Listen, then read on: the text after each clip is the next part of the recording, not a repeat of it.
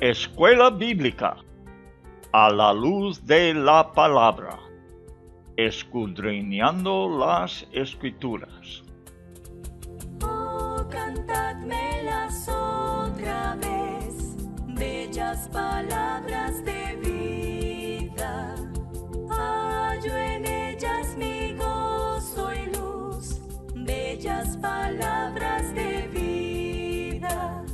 Sí. Luz a las Naciones, canal cristiano de comunicación presenta A la luz de la palabra, un estudio expositivo de la palabra de Dios, una presentación minuciosa de toda la Escritura, porque es inspirada por Dios y útil para enseñar, para redarguir, para corregir, para instruir en justicia, a fin de que el hombre de Dios sea perfecto, enteramente preparado para toda buena obra.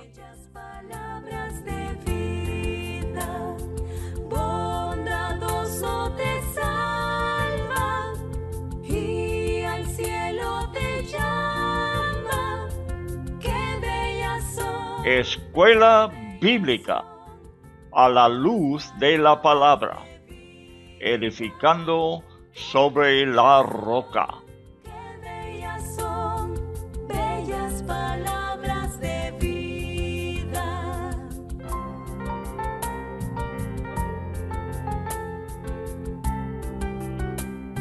El Pentateuco, la ley de Dios.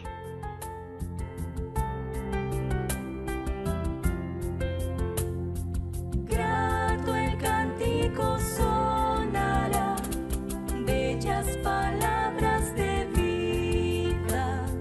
Tus pecados perdonará, bellas palabras de vida.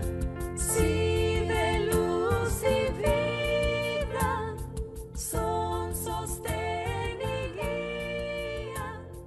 Qué bellas son, bellas palabras de vida. La fiesta de tabernáculos fue celebrada por una semana, después de la cosecha del campo, sea del trigo y cebada mayormente, y de la viña.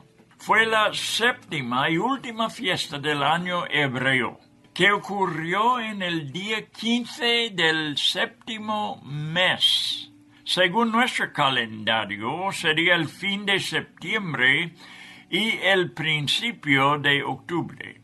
Como la Pascua se celebraba para conmemorar cómo Dios obró milagrosamente para que salieran de la esclavitud de Egipto. La fiesta de tabernáculos fue para que conmemorar los 40 años en que Dios les cuidó sobrenaturalmente en el desierto.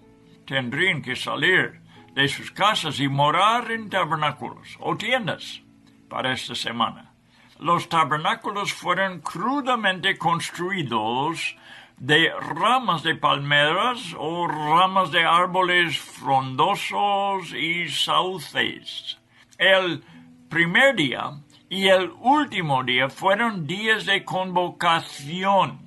Fue en el gran día, el último día de esta fiesta, que el Señor Jesús proclamó: si alguno tiene sed, venga a mí y beba. El que cree en mí, como dice la Escritura, de su interior correrán ríos de agua viva. Juan 7:37. Porque la bendición de Dios es una realidad.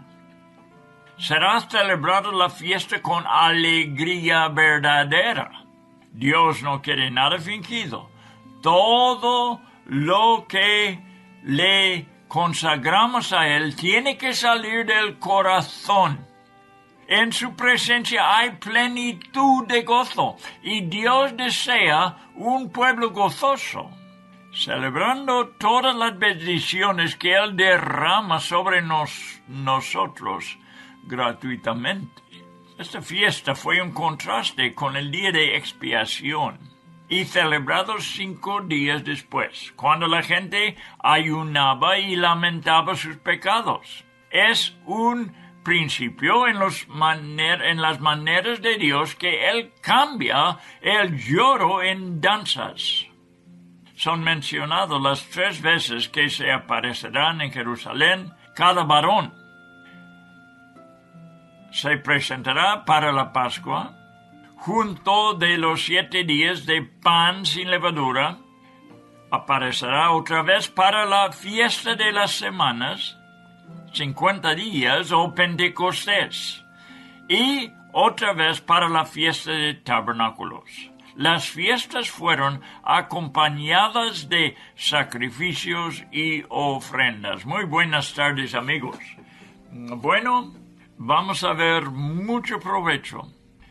¿Por qué llamamos Pentecostés? ¿Por qué le damos este nombre cuando el Espíritu Santo cayó sobre los apóstoles? Porque cada año, en el 7º mes, en el 50 días después de la fiesta de la Pascua, se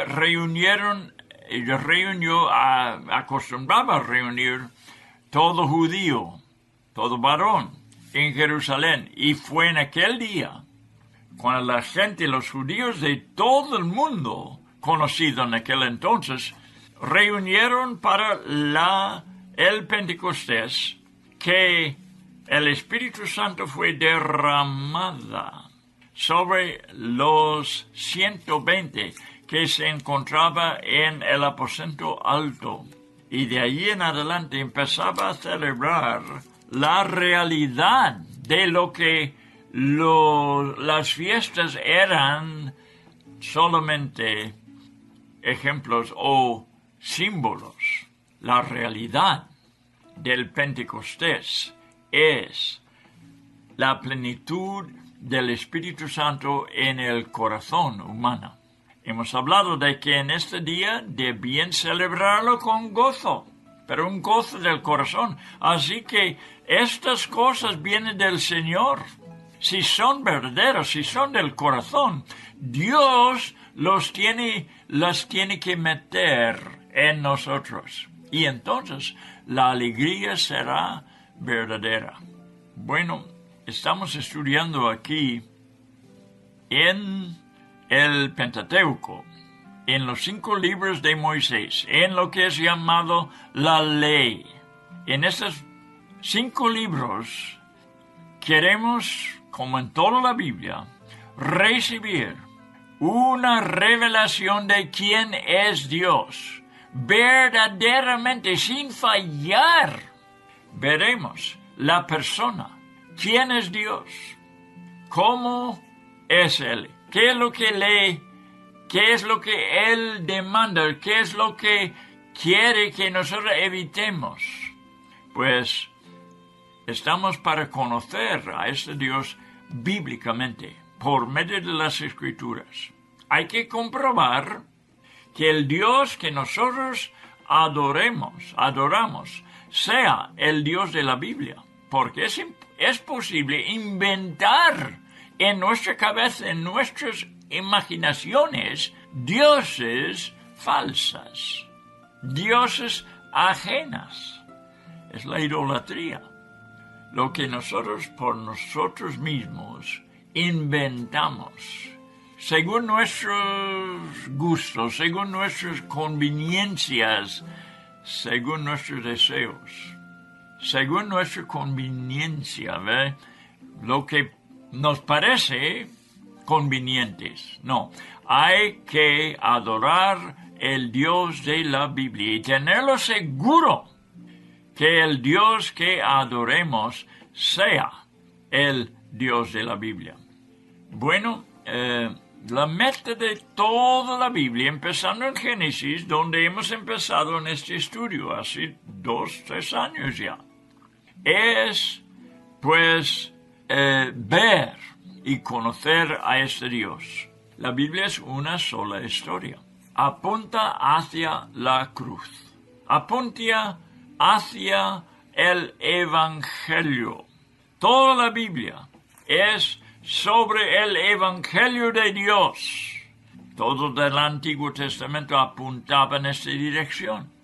Ahora, empezando en los Evangelios, lo tenemos delante de nosotros. Así que vamos estudiando una sola historia, viendo cómo los profetas, cómo las personas como Moisés señalaba en esta dirección. Tenemos que desarrollar también un concepto de los caminos de Dios.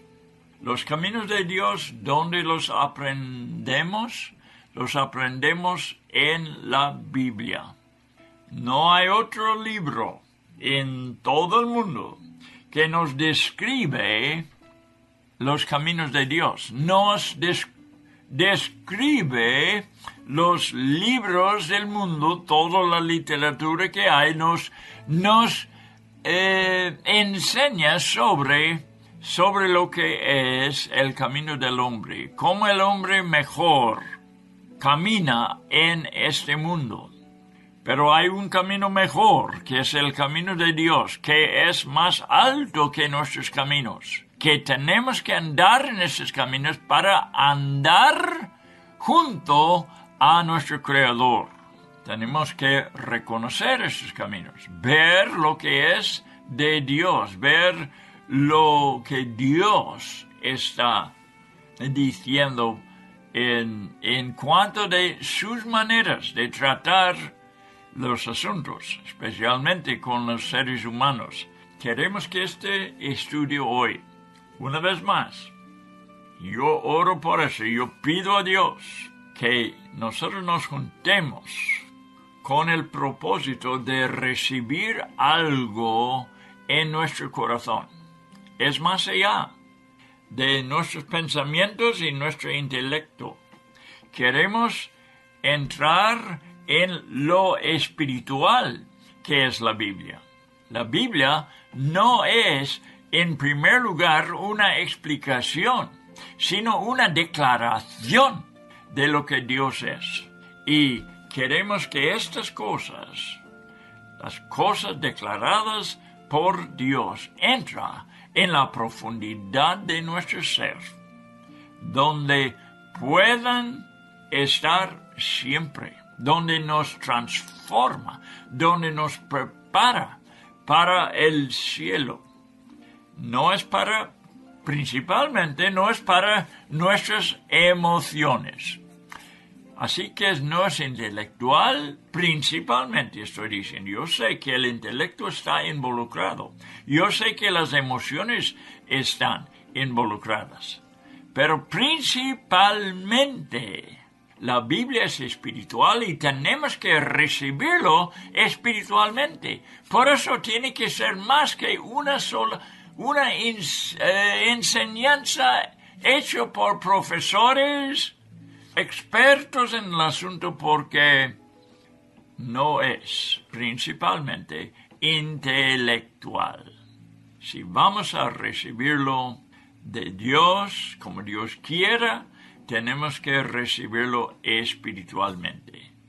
Que lo captemos. Las escrituras son espirituales y tenemos que captar la espiritualidad al estudiarlas. Bueno, estamos en capítulo 16, vamos terminándolo. El capítulo 16 de Deuteronomio. Estamos viendo el mensaje último de Moisés. Y podemos ver en ello un trasfondo para lo que tenemos en el Nuevo Testamento. Claro, el Antiguo Testamento tiene que ser visto como una sombra de lo que es por venir, sea del tiempo del Evangelio. Y fue muy importante en Israel que el pueblo, en primer lugar, ejercitara el juicio entre toda la ciudadanía, por su gran énfasis en la justicia Israel fue un ejemplo para todas las naciones del mundo. Todos los gobiernos civilizados hoy tienen su departamento de justicia, ¿no es cierto? Jueces y oficiales juzgaban en las ciudades de todas las tribus de Israel, los 12 tribus.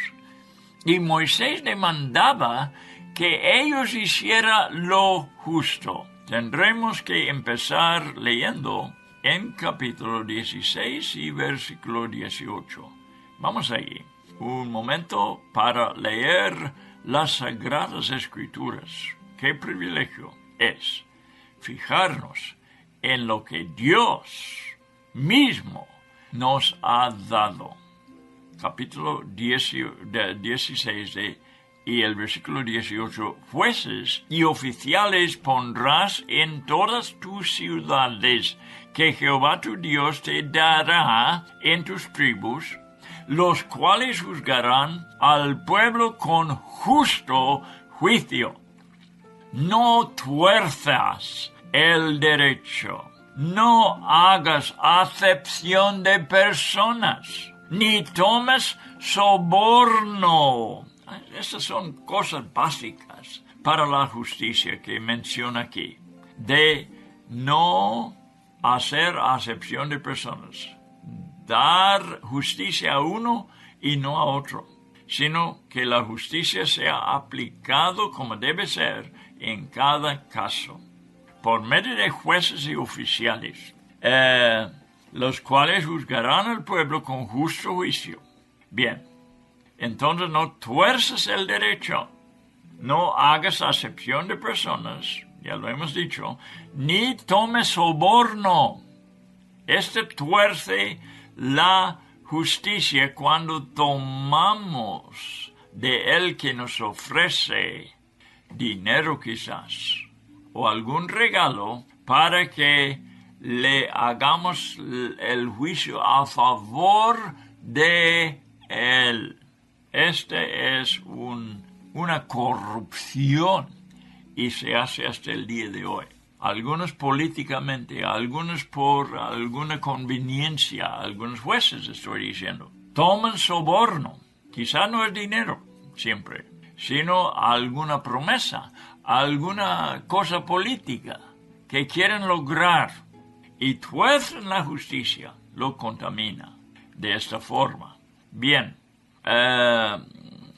hemos terminado. Y toma soborno porque el soborno ciega los ojos de los sabios y pervierte las palabras de los justos. Hemos visto, ¿verdad?, el símbolo de la justicia. ¿Cuál es? Es una mujer con una venda sobre los ojos. Es decir, no está viendo para quién tiene que hacer justicia. Está ciega a una clase, una raza, una persona, un amigo, un familiar. Tiene que ser ciega a todo eso para que sea hecho justo la justicia. Así lo tenemos, o así lo debemos tener en nuestros pasillos, podemos llamarlo, ¿verdad?, de la justicia, del juzgado. Bueno, esto fue muy importante para Dios. Y Dios lo ha puesto algunas reglas aquí para que no tuerzan el derecho, favoreciendo una gente sobre otra. Hoy en día la justicia es representada, lo voy a repetir, es representada por una mujer con una balanza en la mano y con una venda cubriendo los ojos. Moisés avisó que el soborno ciega los ojos en una forma mala, ciega a la justicia. La mujer debe ser muy atento a la justicia y ciega a cuáles personas está juzgando. Y si lo hacen así, Dios demanda que su pueblo caminare en el camino de justicia, y si lo hace, su tierra será bendecida. Una vez más, Moisés enfatiza el aborrecimiento de Dios contra la idolatría. Mandó que evitara la costumbre de la región de plantar huertas donde tuvieran sus ídolos y estatuas. Tras la buena justicia tiene que haber leyes justos y buenos. Sigamos leyendo. Versículo 20, la justicia seguirás, para que vivas y heredes la tierra que Jehová tu Dios te da. No plantarás ningún árbol para acera, una diosa, cerca del altar de Jehová tu Dios, que tú te habrás hecho. Ni te levantarás estatua, lo cual aborrece Jehová tu Dios. No queremos estar involucrados, por favor, en cosas que Dios aborrece. Adelante, capítulo 17. El primer versículo. Dice, no ofrecerás en sacrificio a Jehová tu Dios buey o cordero en el cual haya falta o alguna cosa mala, pues es abominación a Jehová tu Dios. Ahora, explicando que los sacrificios fueron símbolos. ¿Símbolos de qué? De un sacrificio que hará Dios en cierta época de la historia de la humanidad. Y el lugar donde hará este sacrificio sería en Jerusalén, o mejor dicho, poco fuera de Jerusalén, en un monte llamado Calvario, donde habrá una cruz y donde llegará el Cordero de Dios. Digo el Cordero, no un cordero. Había muchos corderos en el Antiguo Testamento. Pero un día Juan Bautista señaló a una persona que se acercaba a él, que se llamaba Jesús de Nazaret. Y dijo, he aquí el Cordero de Dios, que quita el pecado del mundo. Y todos los corderos, bueyes y los animales que se sacrificaban en el Antiguo Testamento apuntaba a este Cordero que iba a venir para hacer el sacrificio verdadero, que sí quitará el pecado, porque la sangre de animales no quita el pecado. Eran símbolos nada más. Pero por medio de los sacrificios, Moisés está señalando este Cordero de Dios. Y por eso, cada animal que ofrecieron en sacrificio no podría tener una falta o alguna cosa mala en su físico, pues es, dice, abominación o un insulto a Jehová tu Dios ofrecerle un sacrificio con falla, con cualquier falla, porque el símbolo era de Dios hombre, Dios hecho carne, que iba a morir como el último sacrificio, la autoridad máxima, el sacrificio máximo para el pecado, que sí quitará el pecado y está quitando el pecado. En el siglo XX, este sacrificio vale para siempre. El Santo Dios es digno de cosas más excelentes que el hombre puede darle en sacrificio.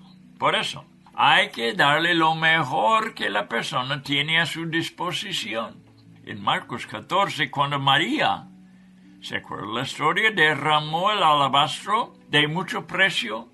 Algunos pensaron que fue un desperdicio y que el perfume podría ser utilizado para algo de más valor. ¿Cuál cosa es de más valor que la misma persona del Señor Jesucristo? Piensa en la blasfemia de este pensamiento.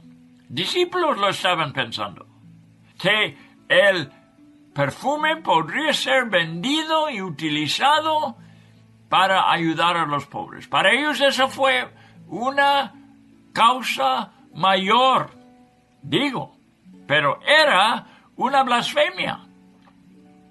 La persona que sabe quién es Jesús reconocerá que lo que está ofreciendo no es digno de él, pero Cristo lo acepta como lo que es lo mejor que uno puede dar. Él dijo a la mujer, esta ha hecho lo que podía. Marcos 14, 8. Por eso, Moisés manda que lo que es ofrecido en sacrificio sea lo mejor y nada que tenga falta.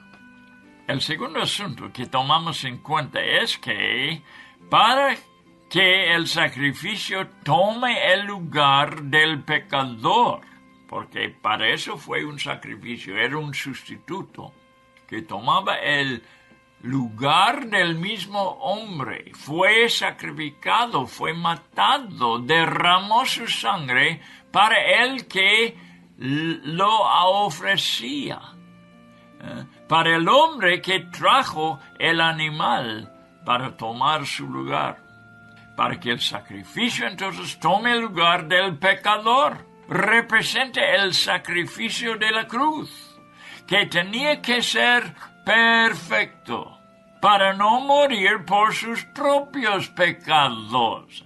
Esta fue la razón por qué el sacrificio tenía que ser sin mancha, para no morir por sus propias faltas, sino poder morir por las faltas de el que lo ofrecía. Espero que lo estoy haciendo claro el asunto. Tenía que ser perfecto para no morir por sus propios pecados, sino los de el que por quien muera.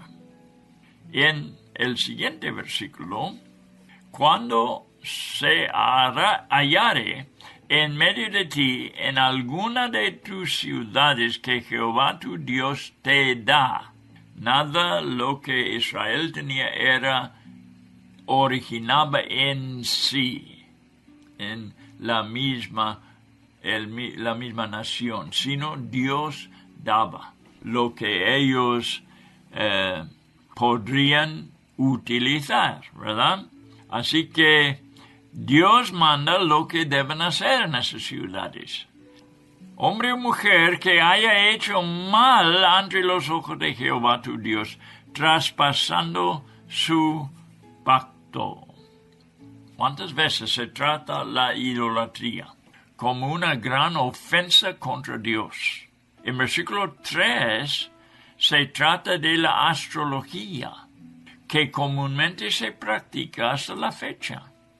Versículo 3, Deuteronomio 17, que hubiera ido y servido a dioses ajenos y se hubiera inclinado a ellos, ya sea al sol o a la luna o a todo el ejército del cielo, lo cual yo he prohibido, dice el Señor, que no haya hombre o mujer que haya hecho este mal ante los ojos de Jehová Dios. Ha sobrevivido a través de los siglos la astrología. Hay profetas de horóscopo y zodiaco, leyendo las estrellas y constelaciones, y muchas personas acuden a ellos para saber algo de su carácter y destino. El pecado consiste en confiar en estas cosas que son creadas, en lugar de confiar completamente en el Creador.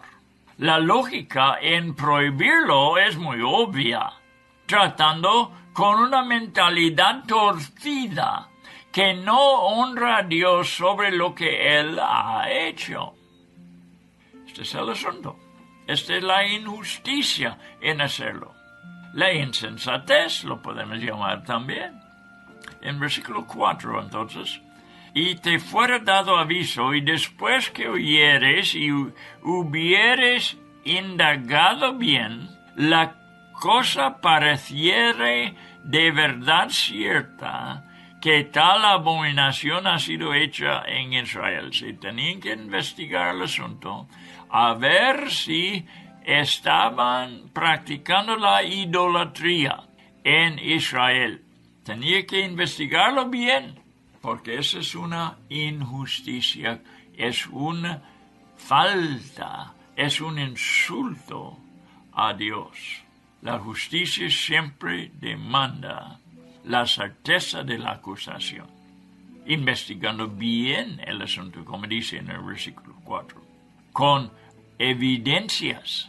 Las naciones civilizadas han adoptado la justicia de la ley de Moisés en gran parte, y las que apartan de ella van en rumbo al paganismo ignorante. Lo están haciendo esfuerzos en nuestros días en muchas partes de quitar todo lo de Dios fuera del juzgado, fuera del Departamento de Justicia. Están insultando el mismo dador de la justicia, de la ley. Quieren deshacerse de Dios. ¿Y dónde van con eso? A la ignorancia, al paganismo, a los países terceros, ¿verdad? Civilizaciones, bueno, es decir, lo que son incivilizados.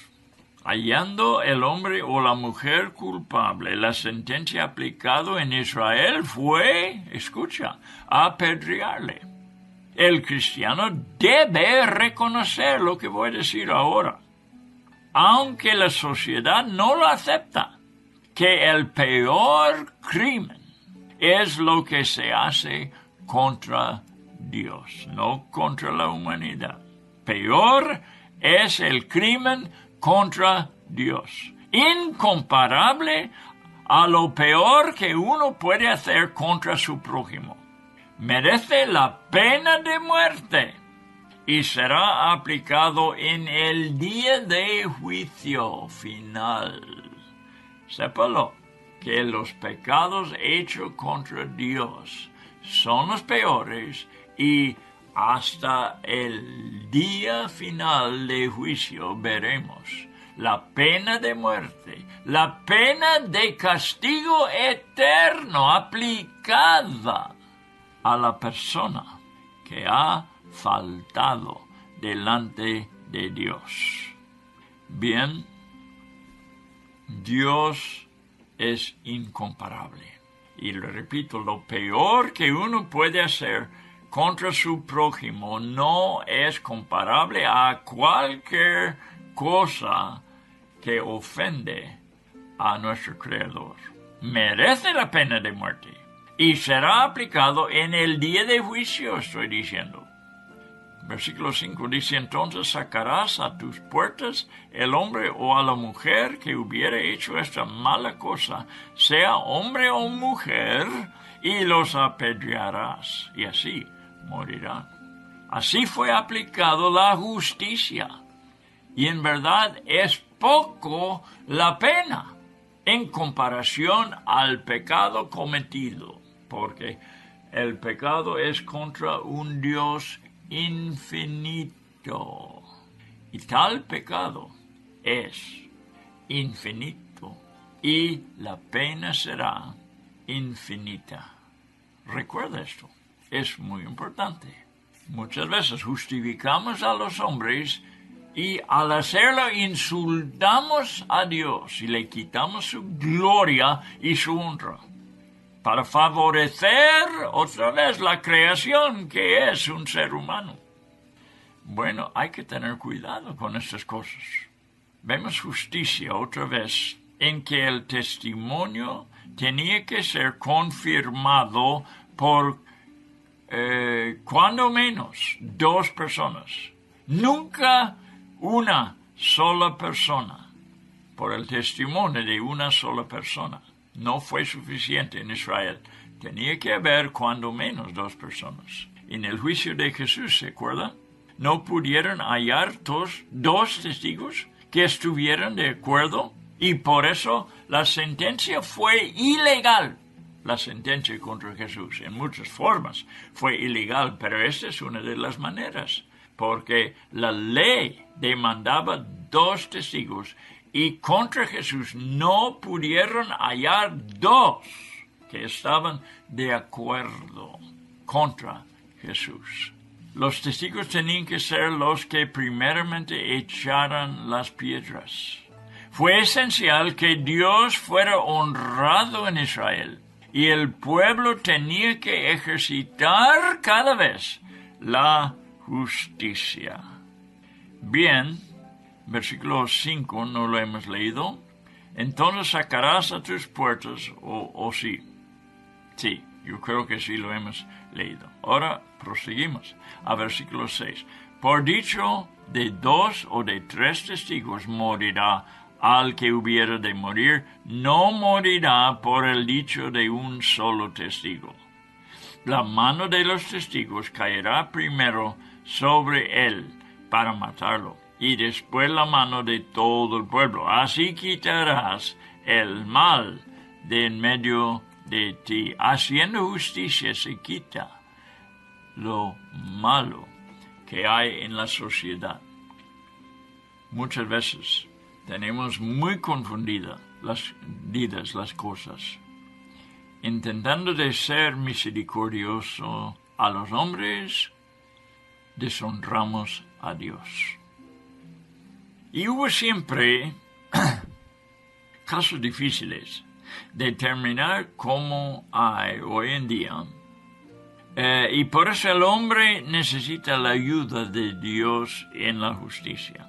Cuando el hombre quita a Dios de los juzgados, eso es lo malo, ¿ves? Cuando se quita Dios de los juzgados, intentando el hombre juzgar por sí mismo. ¿Por qué? Porque la justicia es imposible para el hombre.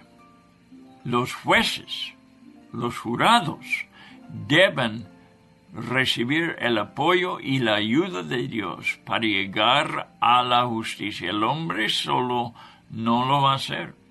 El hombre no es capaz de juzgar a su propio sin la ayuda de Dios. Los siervos de Dios, con su ayuda, los sacerdotes fueron los que tenían que decidir los casos más difíciles. El Corte Supremo de Israel siempre residió en Jerusalén, siendo el templo el centro de toda justicia. La ley de Dios fue la ley de la nación. ¡Qué privilegio! Eso fue el ejemplo para todo el mundo, para que lo imitara todo el mundo. Estaban confiando en la persona de Dios y debieron ejecutar la justicia fielmente. El deber del individuo era sujetarse a la ley. Y los hombres que fielmente la ejecutaban, humillándose y no levantando su propia opinión encima, por una arrogancia necia. Sería muy peligroso si fuera divulgado esa soberbia entre la sociedad, lo que llamamos anarquía. Lo que tenemos que evitar a todo costo es demandado de la ciudadanía sujetarse a la ley y no a su propia opinión. Vamos a leer esta porción de Deuteronomio 17. Empieza con versículo 8. Cuando alguna cosa te fuera difícil en el juicio, entre una clase de homicidio y otra, entre una clase de derecho legal y otra, y entre una clase de herida y otra, en negocios de litigio en tus ciudades, entonces te levantarás y recurrirás al lugar que Jehová tu Dios escogiere, y vendrás a los sacerdotes levitas, y al juez que hubiere en aquellos días, y preguntarás, y ellos te enseñarán la sentencia del juicio, operando de parte de Dios, ¿ves? Y harás según la sentencia que te indiquen los del lugar que Jehová escogiere, y cuidarás de hacer según todo lo que te manifiesten, según la ley que te enseñen, y según el juicio que te digan harás. No te apartarás ni a la diestra ni a siniestra de la sentencia que te declaran. Y el hombre que procediere con soberbia, no obedeciendo al sacerdote que está para ministrar allí delante de Jehová tu Dios, o al juez, el tal morirá, y quitarás el mal de en medio de Israel. Ves que Dios tenía que estar involucrado en todo asunto. Y todo el pueblo oirá y temerá, y no se ensoberbecerá. Bueno, Dios, queriendo quitar toda arrogancia humana, necesitaba una ciudadanía humilde, sometiéndose a la ley de Dios. Adelante, entonces, versículo 14. Cuando hayas entrado, dice la Biblia, en la tierra que Jehová tu Dios te da, y tomes posesión de ella y la habites, y digas, pondré un rey sobre mí, como todas las naciones que están en mis alrededores. Ciertamente pondrás por rey sobre ti al que Jehová tu Dios escogiere. Ves que no fue una democracia, sino una teocracia. Dios escogiendo. De entre tus hermanos pondrás rey sobre ti. No podrás poner sobre ti a hombre extranjero, fuera de la nación, no judío, ni a ti sobre ti a hombre extranjero que no sea tu hermano, que sea judío. Pero él no aumentará sobre sí caballos, ni hará volver al pueblo a Egipto, con el fin de aumentar caballos. Porque Jehová os ha dicho, no volváis nunca por este camino hacia Egipto, ni tomará para sí muchas mujeres, para que su corazón no se desvíe. Ni plata ni oro amontonará para sí en abundancia. Y cuando se siente sobre el trono de su reino, entonces escribirá, escucha, muy importante, escribirá para sí en un libro una copia de esta ley, del original que está al cuidado de los sacerdotes levitas, y lo tendrá consigo, y leerá en él todos los días de su vida, para que aprenda a temer a Jehová su Dios, para guardar todas las palabras de esta ley y estos estatutos, para ponerlos por obra, para que no se eleve su corazón sobre sus hermanos, ni se aparte del mandamiento a diestra ni a siniestra, a fin de que prolongue sus días en su reino, él y sus hijos, en medio de Israel. Qué privilegio tenía los hebreos por estos mandamientos que Dios les había dado. Qué bendecidos fueron de parte de Dios, de vivir bajo la mano de Dios, de obedecerle, de obedecer a su ley, de tener su ley como la ley de su nación. Bien, El sabio Moisés podía predeterminar que Israel como nación demandaría un rey. Lo hemos leído. Aunque la nación debe ser una luz de parte de Dios en su gobierno. Y por muchos años no tenía una ley más que su Dios. Y él fue deshonrado por la petición de querer tener un rey. Moisés proveyó de antemano para ese día. En primer lugar, el líder tenía que ser elegido, no democráticamente, sino por Dios. Por el tiempo de los jueces en Israel, Dios así levantaba hombres de diferentes tribus, algunos muy insignificantes, para gobernar y librar al pueblo. Para demostrar el error de demandar un rey, Dios le daba un hombre que sería ideal, humanamente hablando. Un hombre más alto desde los hombros y cabeza que el judío normal, y este se llamaba Saúl. Habiendo enseñado la lección, Dios le quitó y levantó un hombre de su corazón, y este se llamaba David.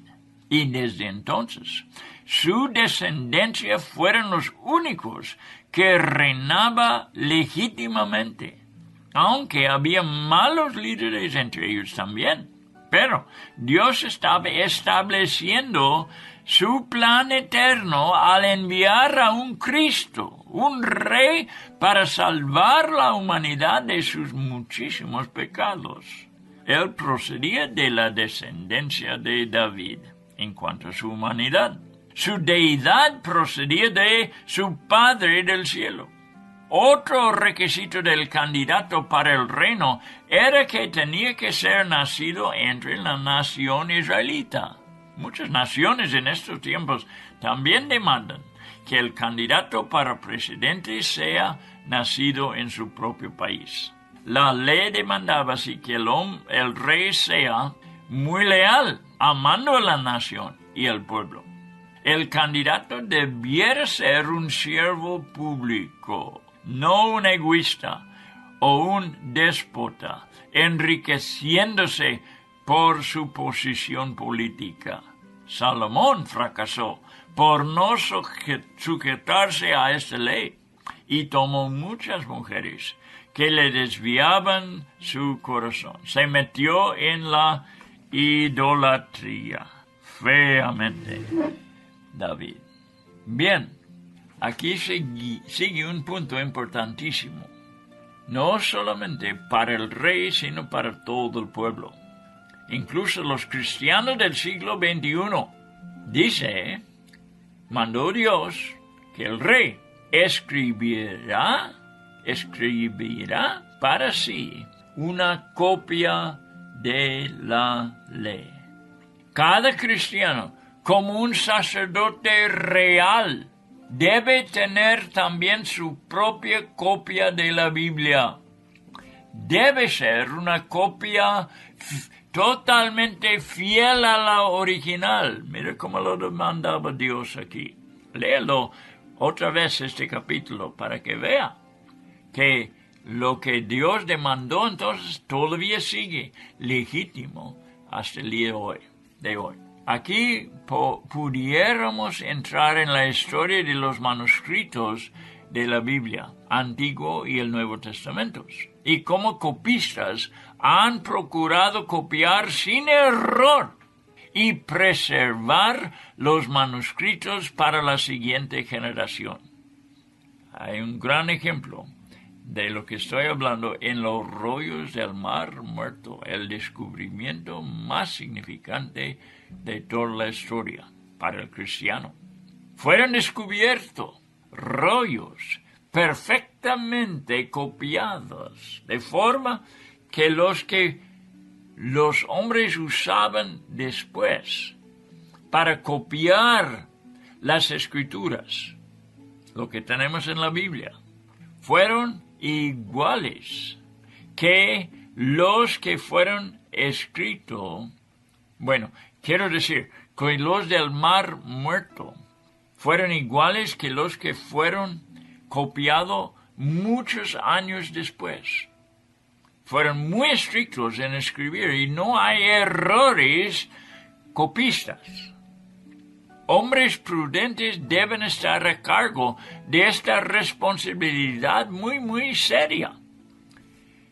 Que sean copiado las escrituras de los manuscritos originales.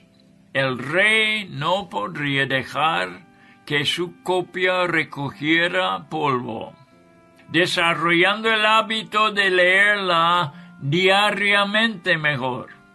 De la palabra viva él, apoyado por el Espíritu Santo. El rey aprenderá el temor de Dios. Llevaría la palabra a la práctica, como después dijera Santiago en 1:21 hasta 25. Evitará así el peligro de ser arrogante en su posición elevada, apartando de los mandamientos de Dios. Así su reinado durará para el bien de su pueblo. Vamos a ver un ejemplo excelente de cómo se llevó a cabo este orden en la historia de Israel. Es la historia de Manasés y Josías. Esto lo haremos en el siguiente programa. Antes de esto, quiero terminar leyendo del libro de Santiago. El libro de Santiago, capítulo 1. Será la última lectura para este programa. Santiago 1, versículo 21 hasta 25. Por lo cual, dice Santiago, desechando toda inmundicia y abundancia de malicia, recibid con mansedumbre la palabra implantada en el corazón, la cual puede salvar nuestras almas si está plantado dentro. Pero sed hacedores de la palabra y no tan solamente oidores, engañándoos a vosotros mismos, porque si alguno es oidor de la palabra, pero no hacedor de ella, este es semejante al hombre que considera en su espejo su rostro natural. Pero él se considera a sí mismo y se va, y luego olvida cómo era.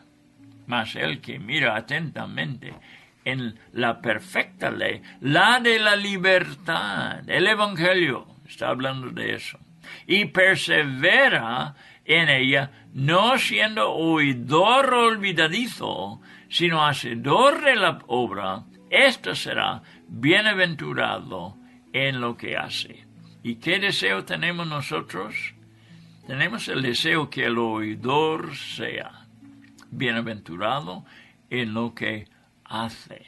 Eso es lo que queremos para vuestras vidas, los que nos están escuchando, que hasta que otra vez nos encontramos para estudiar de nuevo el libro de Deuteronomio, el libro de Moisés, recibamos bendición de parte de Dios. Este es nuestro deseo y podemos asegurarlo, porque Dios es el Dios de la bendición y garantiza al que le sigue fielmente.